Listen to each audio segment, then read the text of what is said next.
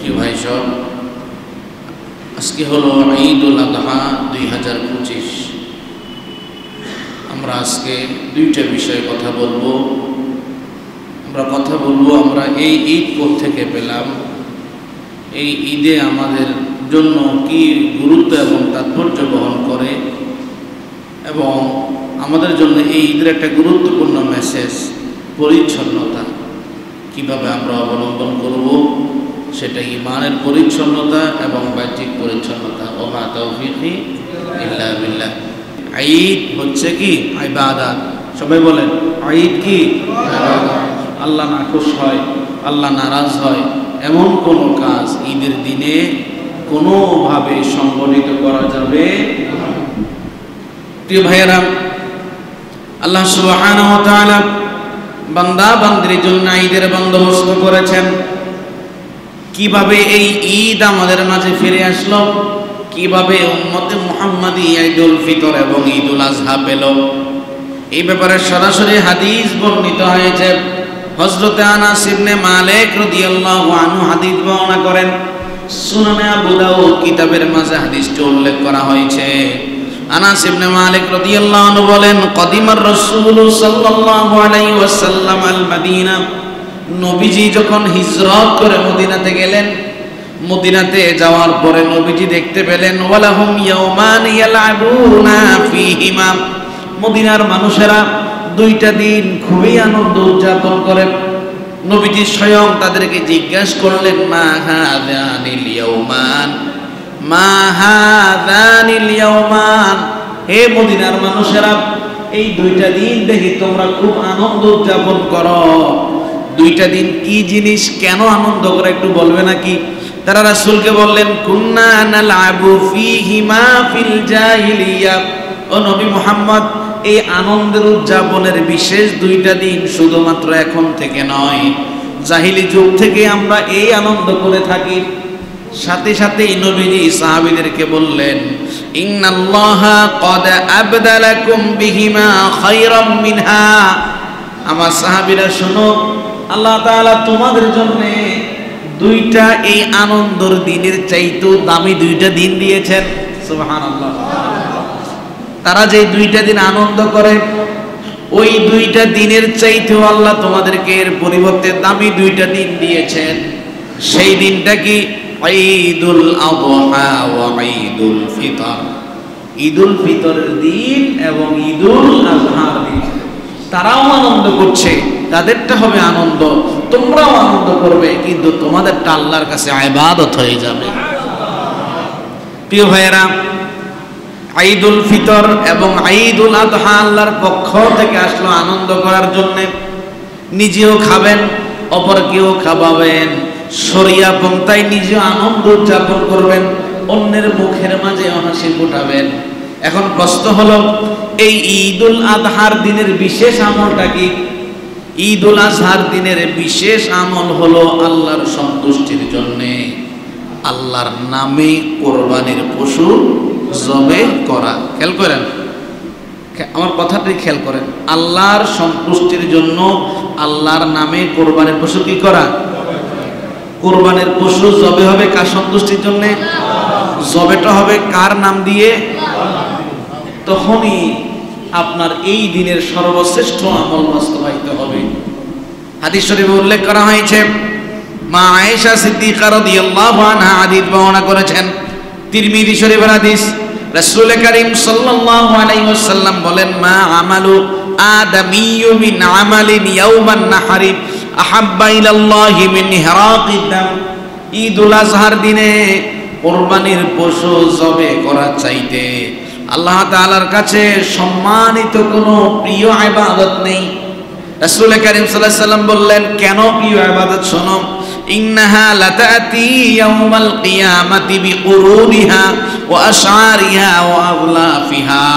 ও উম্মত, তুমি যে পশুটা জবে করলে, পশু জবে করার পরে তুমি গোশতও খেয়ে ফেললে, পশুর সমগ্র হাড় নিজে সুন্দর করে রান্না বান্না করে খেলে, কিন্তু আল্লাহ তাআলা তোমার এই কোরবানি যদি কবুল করে নেন, এই কোরবানির শিং, এই কোরবানির পশুর পশম, কোরবানির পশুর পায়ের খুর সহ কিয়ামতের ময়দানে আল্লাহ তাআলা তোমার সামনে হাজির করবেন। তোমার সামনে সেই কোরবানির পশুকে কিয়ামতে হাজির করা হবে। নবীজি বলেন, ওয়া ইন্নাদ দামা লা ইয়াকাউ মিনাল্লাহি বিমাকানিন ক্বাবলা আন ইয়াকা মিনাল আরদ। তোমার কোরবানি যদি আল্লাহর সন্তুষ্টির জন্য হয়, পশু জবাই করেছ, রক্ত জমিনে এখনো পড়ে নাই, জমিনে রক্ত পড়ার আগে আগে তোমার রব আল্লাহর কাছে তোমার কোরবানি কবুল হয়ে যাবে। খেয়াল করেন, এখনো জমিনে রক্ত পড়ে নাই, জমিনে এখনো রক্ত পড়ে নাই, কিন্তু আপনার দিলের সন্তুষ্টি একমাত্র কে? দিল খেলে বলেন কে? আপনার সন্তুষ্টি যদি একমাত্র আল্লাহ হয়, নবীজি বলেন জমিনের মাঝে রক্ত পড়ার আগেই তোমার কোরবানি আল্লাহর কাছে কবুল হয়ে যায়। ফাতিবু বিহা নাফসা, নবীজি বলেন আমার উম্মত, ও আমার উম্মত, সুতরাং পবিত্র দিল নিয়ে কোরবানি করো। প্রিয় ভাইরা, এখনো পর্যন্ত পশু জবাই করা হয় নাই। এখানে যারা আছেন, কারো পশু কি মারা গেছে? কথা বলেন, মারা গেছে? দেখি তো এসছেন, সুস্থ আছে তো? আজকে ফজরে আমার একটা মুসল্লি আমাকে বলে, হুজুর আমরা 5 জন শরীকদার একসাথে একটা বড় গরু কিনলাম, সকালবেলা বাসার দারোয়ান বলল গরুটা মারা গেল। এরকম কি আপনার নসিবতি হইতে পারতো না? এখন মাসালা কি, কোনো মানুষ কোরবানির পশু ক্রয় করলো, পশুটা রাত্রে মারা গেল, কি করবে? মাসালা হলো, ওই ব্যক্তি যদি সামর্থ্যবান হয় তাহলে অবশ্যই তাকে আবারও আর একটা নতুন করে পশু ক্রয় করে কোরবানি দেওয়া লাগে। তা আপনি ওই অবস্থা থেকে বেঁচে গেলেন না। সুতরাং আপনার নিয়তটা ভাই, এখনো সময় আছে। আমরা কোরবানি কার জন্য করব?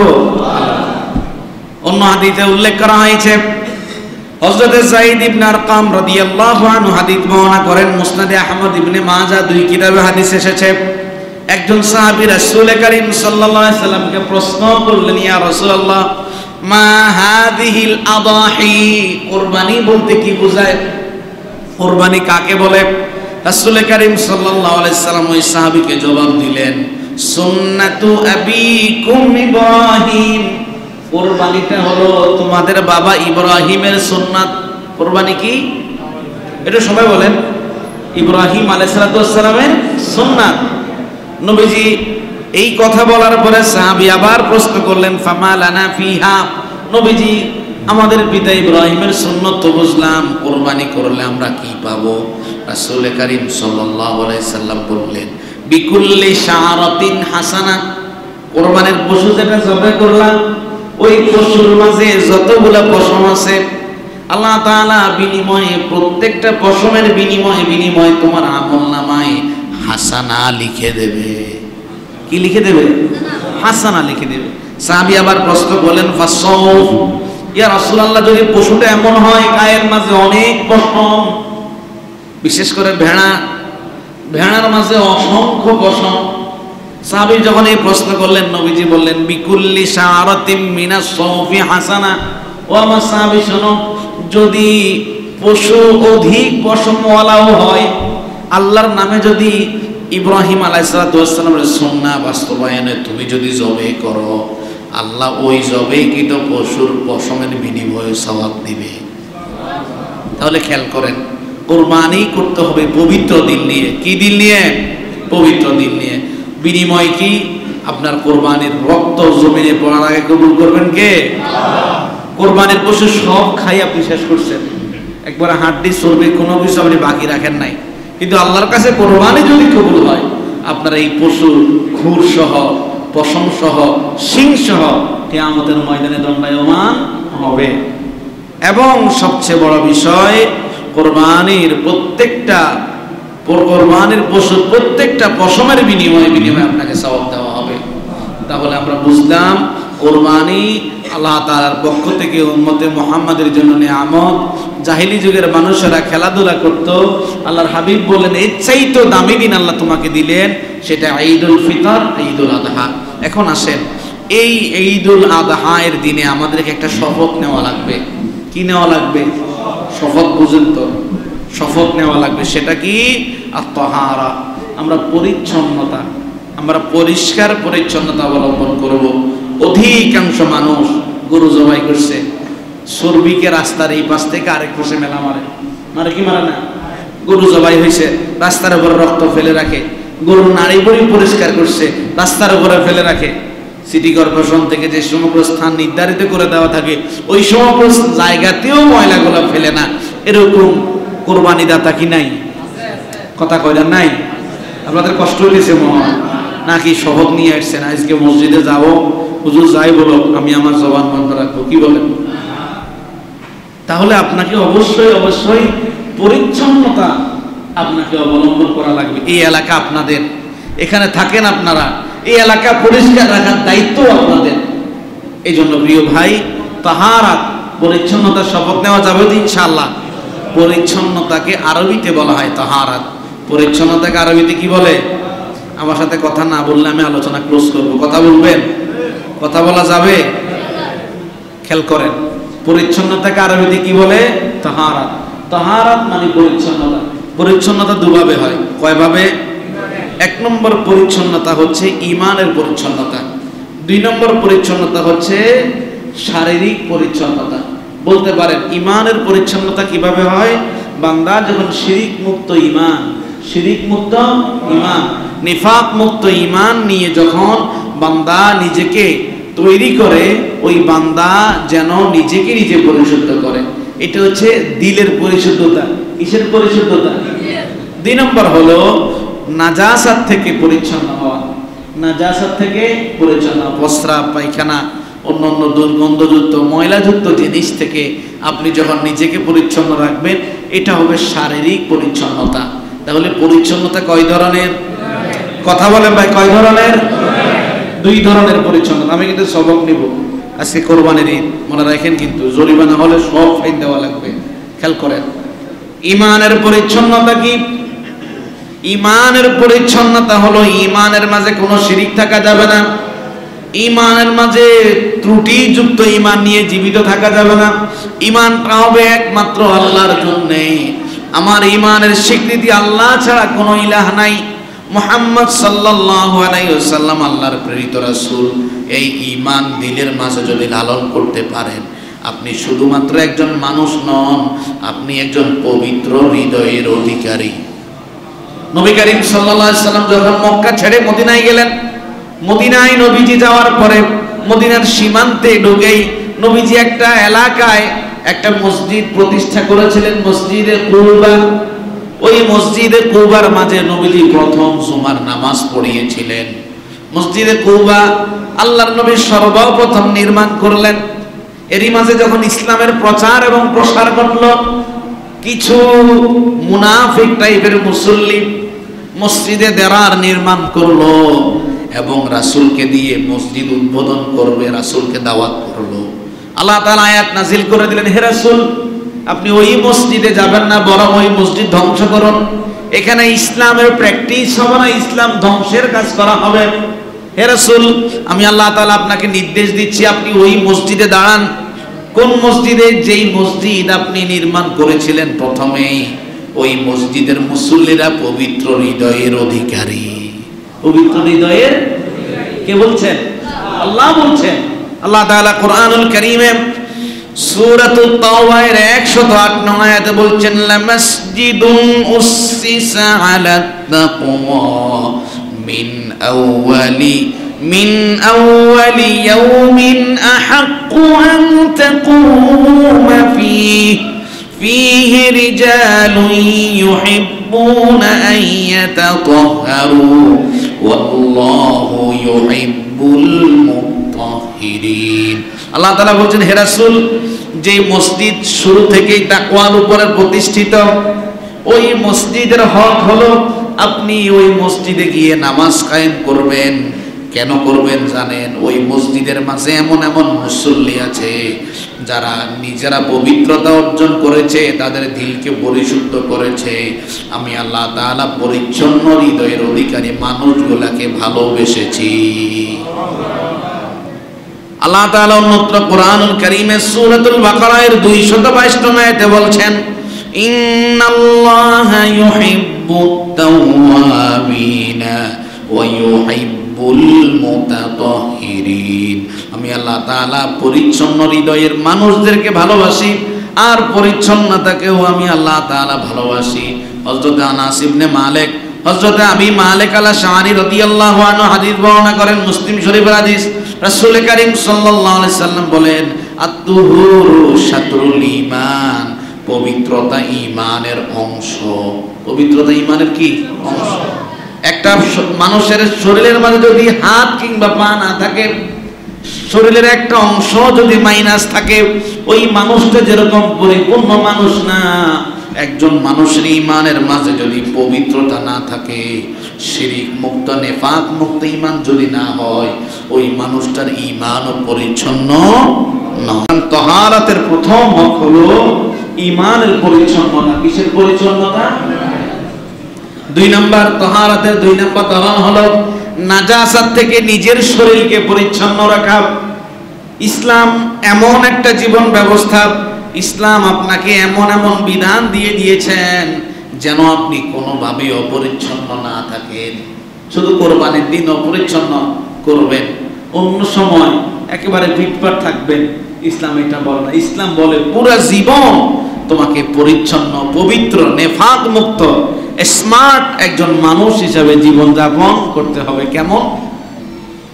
যেমন ধরেন, ইসলাম আপনার জন্য গোসলের বিধান দিয়েছেন। কিসের বিধান?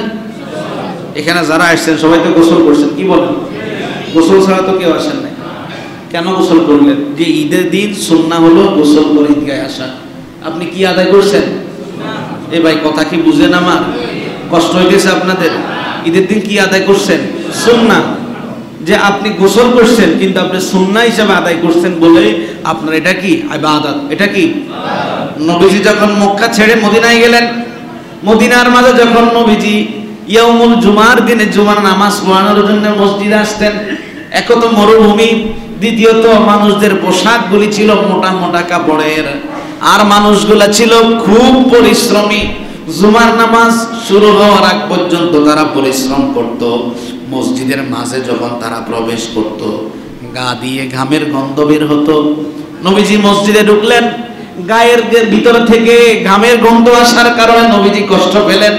সাহাবা আজমাইনদেরকে বললেন, আমার সাহাবীরা, যেই দিন ইয়াউমুল জুমার দিন তোমাদের সামনে আসবে, আমি তোমাদেরকে বলছি, উসিলা ইয়াউমিল জুমআ ওয়াজিবুন আলা কুল্লি মুহতালিন তালিমিন, যে সমগ্র মানুষগুলা সাবালক, ওই সমগ্র মানুষগুলার জন্য আমি নবী জুমার দিন গোসল করাকে ওয়াজিব করে দিলাম। জুমার দিন গোসল করা কি ওয়াজিব। যারা সাবালক মুহতালিমিন, ওই সমগ্র মানুষদের জন্য জুমার দিন শুধুমাত্র সুন্নাহ নয়, জুমার দিন আপনার গোসল করা কি ওয়াজিব। সুতরাং ইসলাম আপনাকে মসজিদে গোসল করে আসতে বলে কিসের জন্য? পরিচ্ছন্নতার জন্য। কিসের জন্য?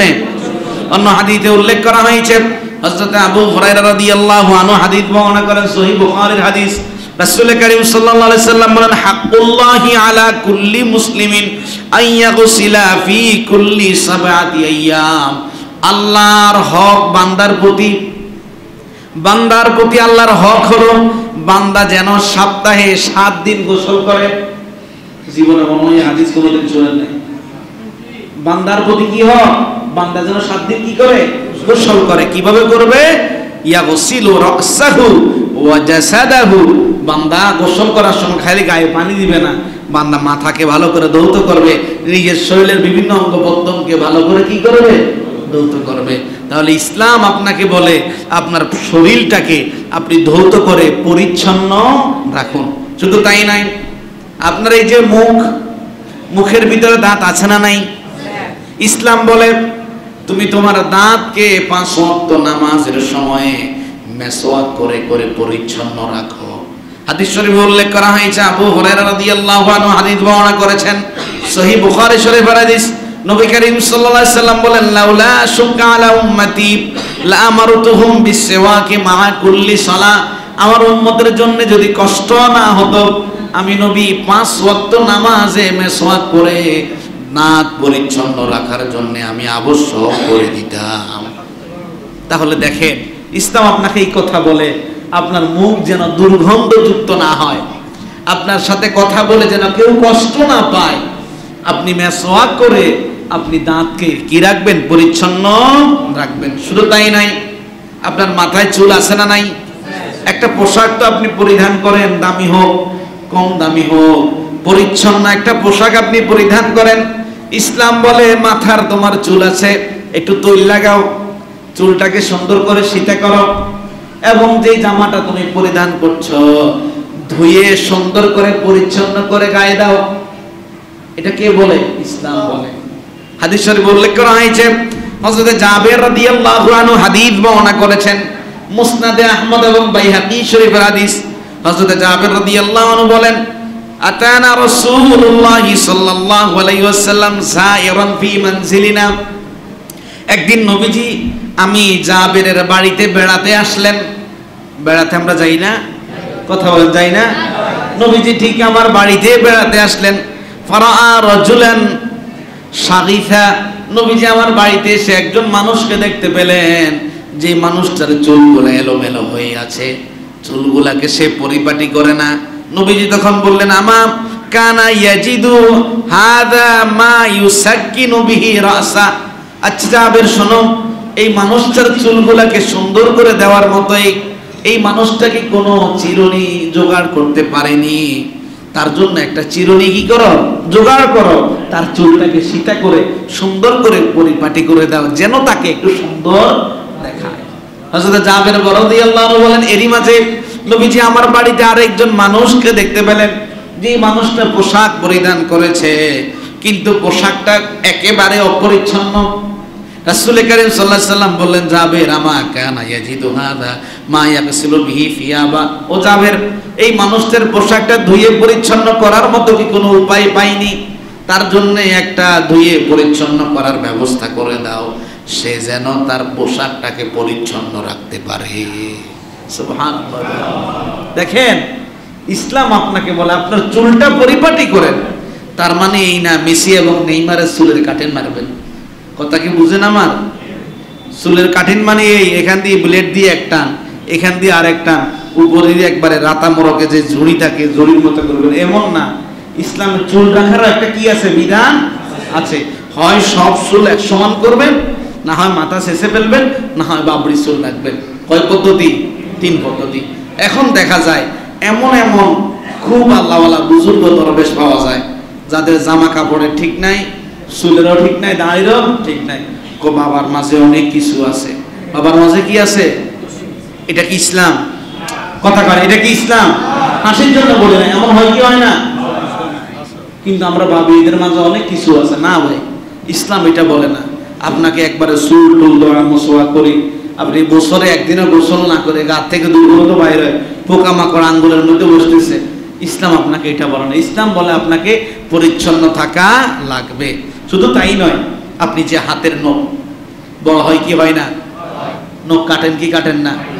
এই নখ পৃথিবীতে যত নবী এবং রাসূল এসেছেন সব নবী কাটছেন। নাভির নিচের পশম, বগলের নিচের পশম পরিচ্ছন্ন করে কি করি না? পৃথিবীতে যত নবী এবং রাসূল এসেছেন সব নবী রাসূলই আমল করছেন। ইসলামের 10টা এমন বিধান আছে যে বিধান সব নবী এবং রাসূল করছেন, সব নবী এবং রাসূল করছেন। হাদিস শরীফে উল্লেখ করা হয়েছে, মা আয়েশা রাদিয়াল্লাহু আনহা হাদিস বর্ণনা করেন, মুসলিম শরীফের হাদিস। রাসূল কারীম সাল্লাল্লাহু আলাইহি সাল্লাম বলেন, আশরুম মিনাল ফিতরাহ, 10টা জিনিস ফিতরাতের অন্তর্ভুক্ত। অর্থাৎ পৃথিবীতে যত নবী এবং রাসূল এসেছেন সব নবী এবং রাসূল এই 10 বিষয়ের উপর আমল করেছেন। সেটা কি একটু হিসাব করেন। কসুস শারিব, গোঁফ খাটো করা, গোঁফ কি করা? খাটো করা। ও ইফাউল লুহা, দাড়ি লম্বা করা। ও সিওয়াকু, মেসওয়াক করা। ওয়াল ইস্তিনশাকু, নাকের ভিতরে পানি প্রবেশ করা। ও কাসুল আযফার, নখ খাটো করা। ও কাসলুল বারাজিম, শরীরের চামড়ার ভাঁজের মাঝখানে পানি প্রবেশ করা।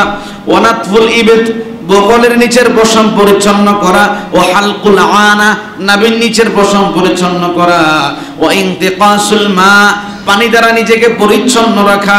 হাদিস বর্ণনাকারী রাবী বলছেন 10 নম্বরটা আমি ভুলে গিয়েছি, তবে সম্ভবত 10 নম্বরটা এটাই হবে, আল মাদমাদাহ, গড়গড়ার সাথে পানি দিয়ে কুলি করা। এই 10টা কাজ পৃথিবীটা গত সব নবী এবং রাসূল করেছে। খেয়াল করেন, প্রত্যেকটা জিনিস পরিচ্ছন্নতার সাথে অন্তর্ভুক্ত। প্রত্যেকটা জিনিস কিসের সাথে? পরিচ্ছন্নতার সাথে অন্তর্ভুক্ত। অন্য হাদিসে উল্লেখ করা হয়েছে, হযরতে সাঈদ ইবনে মুসাইয়্যিব রাদিয়াল্লাহু আনহু হাদিস বর্ণনা করেন, তিরমিজি শরীফের হাদিস। রাসূল কারীম সাল্লাল্লাহু আলাইহি সাল্লাম বলেন, ইন্নাল্লাহা তাইয়্যিবুন ইউহিব্বুত তাইয়্যিবা, নিশ্চয় আল্লাহ তাআলা পবিত্র, আর যে সমস্ত বান্দারা পবিত্রতা অর্জন করে আল্লাহ তাদেরকে ভালোবাসে। ওয়া নাযীফুন ইউহিব্বুন নাযাফা, আল্লাহ পরিচ্ছন্ন, যে সমগ্র বান্দারা পরিচ্ছন্ন জীবন যাপন করে আল্লাহ তাদেরকে ভালোবাসে। কারীবুন ইউহিব্বুল কারামা, আল্লাহ মহান, যে সমগ্র মানুষগুলা মহান ও জীবন অতিবাহিত করে আল্লাহ তাদেরকে ভালোবাসে। জাওয়াদুন ইউহিব্বুল জুদা, আল্লাহ বদান্য, আল্লাহ বান্দাকে দান করেন, যে সমগ্র বান্দারা মানুষদেরকে দান খয়রাত করে আল্লাহ তাদেরকে ভালোবাসেন। নবীজি এর পরে বললেন, ফানাযফু, ও আমার সাহাবীরা তোমরা এই জন্যই বেশি বেশি পরিচ্ছন্নতা অবলম্বন করো। কি করো? পরিচ্ছন্নতা অবলম্বন করো। আল্লাহ পবিত্র মানুষকে, পরিচ্ছন্ন মানুষকে, মহান মানুষকে, দান সৎকারী মানুষকে আল্লাহ ভালোবাসে। সুতরাং ফানাযফু, তোমরা এই কাজগুলা করে পরিচ্ছন্ন হও। শুধু তাই নয় ভাইজান, আপনি 1 টাকা দিলেন, এটা সদকা। কি দিলেন? সদকা। আমি আপনাদের সামনে বয়ান করছি, আমার কথাগুলো কি সদকা। কোনো মানুষের সাথে বেজাল বাজছে, বেজালটা মিশাই দিয়েছেন, এটা কি সদকা। আপনি যখন রাস্তার মধ্যে হাঁটছেন, মসজিদের দিকে রওনা হয়েছেন, প্রতিটা কদম আপনার জন্য কি সদকা। এবং রাস্তায় হাঁটা চলাকালে কোনো কষ্টদায়ক জিনিস দেখেছেন, যেটা মানুষের পায়ে পড়লে সমাজের মানুষের কষ্ট হতে পারে, কিংবা দুর্গন্ধ ছড়াতে পারে, কিংবা মানুষের ক্ষয়ক্ষতি হতে পারে, এমন জিনিস রাস্তা থেকে ছড়াই দেওয়াটাও সদকা। সুবহানাল্লাহ, বাড়ির যে বলি। হাদিস শরীফে উল্লেখ করা হয়েছে, হযরত আবু হুরায়রা রাদিয়াল্লাহু আনহু হাদিস বর্ণনা করেছেন, বুখারী এবং মুসলিম শরীফের হাদিস। রাসূল কারীম সাল্লাল্লাহু আলাইহি সাল্লাম বলেন, কুল্লু সুলামা মিনান নাসি আলাইহি সাদাকাতুন কুল্লা ইয়াউমিন তাতলুউ ফীহি শামস। সূর্য উদিত হয়েছে ওই দিন যেই মানুষটা হায়াত পেয়েছে, তার জন্য শরীরের প্রত্যেকটা জয়েন্টের পক্ষ থেকে সাদাকা ওয়াজিব হয়ে গিয়েছে। সাদাকা কি হয়েছে? আপনি জন্ম নিয়েছেন, আজকের দিন আপনি জীবিত, শরীরের 360টা হাড়ের জয়েন্ট আছে, প্রত্যেকটা জয়েন্টের পক্ষ থেকে আপনার জন্য সাদাকা কি হয়েছে? অবদান। শুধু দান করলেই সদকা না, কিন্তু নবীজি এর পরে বলছেন, শোনো, ইয়াদিলু বাইনাল ইথনাইনি সাদাকা, দুইজন মানুষের মাঝে ভেজাল লাগছে, তোমাকে তারা বিচারক মানছে, তুমি তাদের মাঝে ন্যায়সঙ্গত বিচার করো, এটা তোমার জন্য সাদাকা। ওয়াইনুর রাজুলা আলা দাব্বাতিহি ফায়াহমিলু আলাইহা, কোন একজন মানুষ তার বাহনের উপরে উঠতে পারছে না, তাকে তার বাহনের মধ্যে ওঠার ক্ষেত্রে সহযোগিতা করা, এটা সাদাকা। আও ইয়ারফাউ আলাইহা মাতাআহু সাদাকা, কিংবা সে তার বাহনে তার মালের বহন, মালের গাড়িটি উপরে তুলতে পারছে না, তার তোলার মতো শক্তি নাই, তাকে তার মালটা তার বাহনে উঠাতে সহযোগিতা করো, এটাও তোমার জন্য সাদাকা। ওয়াল কালিমাতুত তাইয়্যিবাতু সাদাকা, তুমি যতগুলা মানুষের সাথে ভালো ব্যবহার করবে সবগুলাই সাদাকা। ওয়া কুল্লু খুতওয়াতিন ইয়াখতুনা ইলা সালাতি সাদাকা, মসজিদে আসার জন্য তুমি যতগুলা কদম দিলে এক একটা কদম আল্লাহর কাছে সাদাকা। নবীজি এর পরে বললেন, ওয়ায়ুমিতুল আযা আনিত তারিকি সাদাকা, রাস্তার মাঝে কষ্টদায়ক জিনিস দেখেছ, তুমি যখন এটা সরিয়ে দিবে এটাও সাদাকা।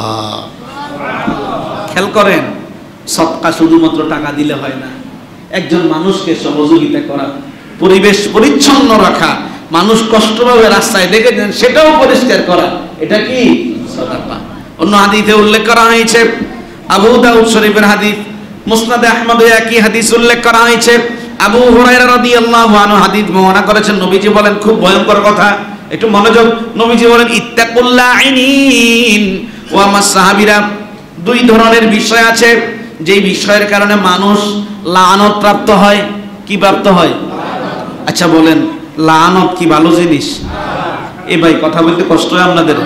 লানত কি ভালো জিনিস?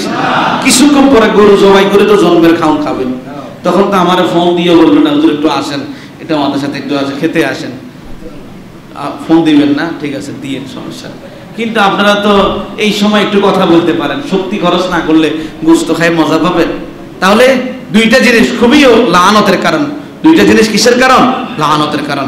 সাহাবীরা প্রশ্ন করলেন, ভীত সন্ত্রস্ত হলেন, ইয়া রাসূলুল্লাহ সেই দুই জিনিস কি যেই দুইটা জিনিস লাআনতের কারণ? নবীজি বললেন, আল্লাযী ইয়াতাখাল্লা ফি তরিকিন নাস আও যিল্লাহুম, যে মানুষগুলা মানুষের চলাচলের পথে কিংবা যাত্রী ছাউনি ছায়াদায়ক বৃক্ষের নিচে প্রস্রাব করে, পরিচ্ছন্নতা বিনষ্ট করে, পরিবেশ দূষিত করে, এই দুইটা কাজ লানত পাওয়ার কারণ। নাউজুবিল্লাহ বলবেন না?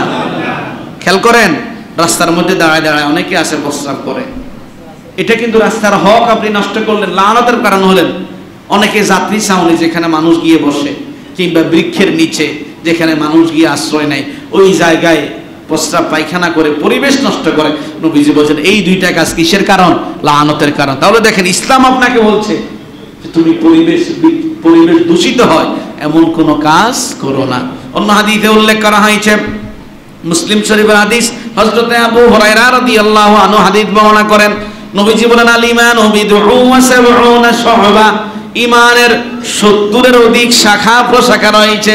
ফাআফদালুহা কাউলু লা ইলাহা ইল্লাল্লাহ, প্রথম এবং সর্বোচ্চ শাখা হলো এই কথার স্বীকৃতি দেওয়া আল্লাহ ছাড়া কোনো ইলাহ নাই। এরপর নবীজি বলেন সর্বনিম্ন হলো আদনাহা ইমাদাতুল আদা আনিত তরিক, সর্বনিম্ন হলো রাস্তার মাঝে কোনো কষ্টদায়ক পরিবেশ দূষিত করে কিংবা মানুষের কষ্ট হবে এমন জিনিস যদি তুমি দেখো, ওই জিনিসটা রাস্তা থেকে সরিয়ে দাও। সুবহানাল্লাহ বলবেন? তাহলে খেয়াল করেন, এই ঈদের সময় গরু জবাই করে এদিক সেদিক চর্বি কিংবা গরুর বর্জ্য ময়লা ফেলে রাখবেন নাকি নিজেরা পরিচ্ছন্ন করবেন? নতুবা কিন্তু লাআনতের ভাগীদার হবেন। খেয়াল রাখেন, অন্য হাদিসে উল্লেখ করা হয়েছে, হযরত আবু হুরায়রা রাদিয়াল্লাহু আনহু হাদিস বর্ণনা করেন, সহিহ বুখারী শরীফের হাদিস। ধরুন আপনার এলাকার কোন একটা মানুষ রাস্তার উপরে ময়লা ফেলে রাখলো, আপনি আপনার ময়লাটা ডাস্টবিনে ফেলার সময় জিনিসটা দেখলেন, আপনি চিন্তা করলেন জিনিসটা তো আমার না, আমার ফেলার দরকার নাই, কিন্তু আপনি যদি দায়িত্ববোধ নিয়ে এই জিনিসটা ওই ডাস্টবিনে ফেলে দেন, নবীজি বলেন আল্লাহ খুশি হয়ে আপনাকে মাফ করে দেবেন। হাদিস শরীফে উল্লেখ করা হয়েছে, নবীজি বলেন, সহিহ বুখারীর হাদিস, বাইনামা রাজুলুন ইয়ামশি বিতারিকিন, একজন মানুষ রাস্তার মধ্যে হাঁটাচলা করছে, ওয়াজাদা গুসমু বিশাউকিন আলা তারিক, ওই মানুষটা রাস্তার মাঝে একটা কাঁটা যুক্ত ঢাল পেয়েছে, যেই কাঁটার মাঝে পা লাগলে মানুষ কষ্ট পাবে। ফাআখাররা, সে ওই কষ্টদায়ক জিনিসটাকে সরিয়ে দিল। ফাশাকারাল্লাহু লা, আল্লাহ তার প্রতি এত বেশি খুশি হলো। গফারালা, আল্লাহ তার জীবনের সবগুলা গুনাহ মাফ করে দিল। তাহলে শপথ নেওয়া যাবে ইনশাআল্লাহ, আমরা পরিচ্ছন্ন থাকবো। কি থাকবো? পরিচ্ছন্ন থাকবো। সেটা ঈমানের পরিচ্ছন্ন এবং বাহ্যিক, পারিপার্শ্বিক, সামাজিক সবগুলা পরিচ্ছন্ন থাকবো ইনশাআল্লাহ। এখন আসেন কুরবানির বিষয় কিছু কথা বলি। সেটি হলো, যে সমগ্র ভাইয়েরা কুরবানি দিবেন, আপনারা অবশ্যই কুরবানির শরীকরা যারা আছেন, পশুর জবেহের সময় পশুর সামনে উপস্থিত থাকবেন। পশুর সামনে কি থাকবেন? উপস্থিত থাকবেন। এটা অবশ্যই নবী করিম সাল্লাল্লাহু আলাইহি সাল্লামের সুন্নাহ।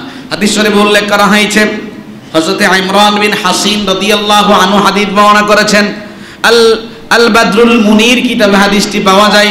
রাসূল করিম সাল্লাল্লাহু আলাইহি সাল্লাম কুরবানির পশু জবের পূর্বে তার কন্যা ফাতেমাকে ডাক দিলেন, ইয়া ফাতেমা, হে আমার কন্যা ফাতেমা, কুমি ইলা উদহিয়াতুক, তুমি তোমার কুরবানির কাছে আসো। ফাশহাদিহা, তোমার পশু জবে হবে, জবের সাক্ষী হও। ফা ইন্নাহু ইউগফারু লাকা ইনদা আউয়ালি কতরাতিন তাকতুরু মিন দামিহা, তোমার কুরবানির পশুর রক্ত একটা ফোঁটা জমিনে পড়ার আগেই আল্লাহ তাআলা বিনিময়ে তোমার জীবনের সব গুনাহ maaf করে দেবে। হযরতে ইমরান রাদিয়াল্লাহু আনহু রাসূলকে প্রশ্ন করলেন, ইয়া রাসূলুল্লাহ, হাযা লাকা ওয়া আহলি বাইতিকা খাসা, এই সওয়াবটা কি শুধু আপনার জন্য, আপনার পরিবারের জন্যই কি নির্ধারিত? আমলিল মুসলিমি আমা, নাকি সমগ্র মুসলমানদের জন্যই ব্যবস্থাপনা আছে? নবীজি হযরতে ইমরান রাদিয়াল্লাহু আনহু বলেন, ইমরান শোনো, বাল্লিল মুসলিমিনা আমা, কোন মুসলমান যদি কুরবানির পশু জবের সময় উপস্থিত থাকে, আল্লাহ তাআলা বিনিময়ে তার গুনাহগুলিকেও maaf করে দেবে। তাহলে আমরা সারমর্ম সারাংশ এতটুকুতেই বললাম, কোরবানি ইখলাসের সাথে। আবার বলি, কোরবানি কার জন্যে? সবাই বলেন, কার জন্যে? কোরবানির সালাত আদায়ের পদ্ধতি, ঈদের সালাতের পদ্ধতি বলে দিই, তারপর কি বল নাকি সবার শেষে বলুন? হ্যাঁ, আচ্ছা শুনেন। আমার